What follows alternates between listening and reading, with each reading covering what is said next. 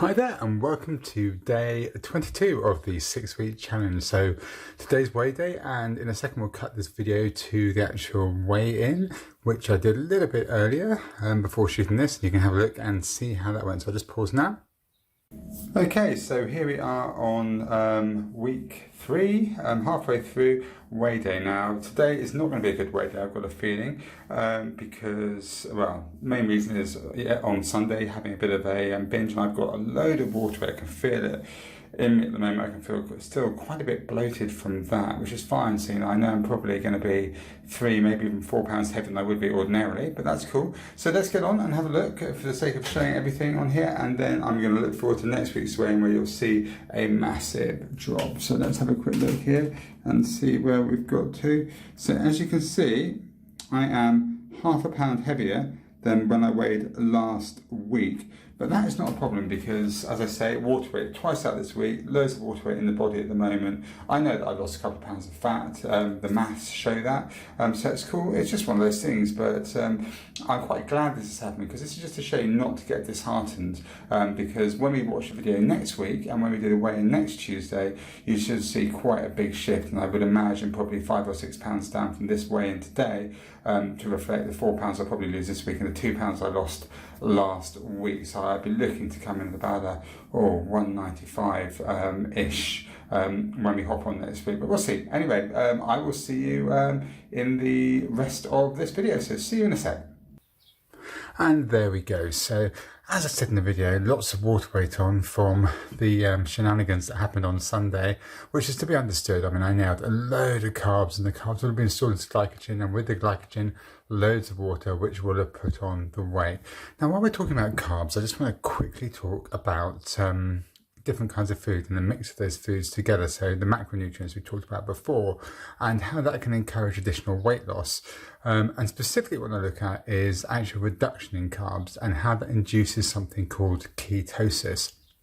So the current thinking is that if you consume, say, between 50 to 30 grams maximum of carbs a day in your diet, although I've experimented up to 100 to make this happen, your body will go into something called ketosis. And this is where your body switches from using carbohydrates as its primary source of energy to using fat as its primary source of energy, and that is ketosis. Your body enters a state of ketosis, so ketones are released, and these ketones metabolize the fat, and that's what's used as energy. And the idea behind that is if you're in a state of ketosis, then your body will naturally use the fat, which then burns the fat. So in theory, you can eat more. Now, not necessarily true. You still need to be in a calorie deficit, but it does help, and it does help to boost weight loss when you're actually following any kind of program. And I'm a big fan of ketosis, and I do try to induce it, but there are a couple of side effects you should be aware of. One that happens to most people, and the other one that only happens to some people,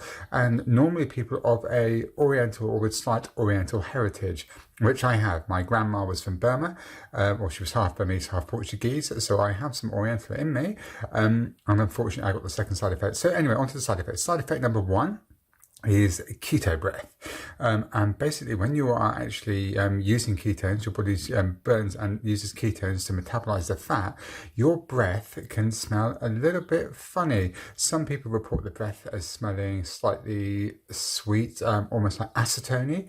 Other people just absolutely gipping, like really nasty breath. My breath gets a bit funky, so I advise lots of mouthwash, especially if you want to get kisses from your partner, because it will kick in when you're in ketosis.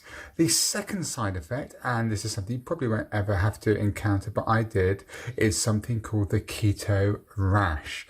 Now, it's worth Googling about keto rash. It's absolute pain in the backside, but basically what happens is you get isolated rashes, but quite uniform across your chest and across your back, and it's itchy as hell.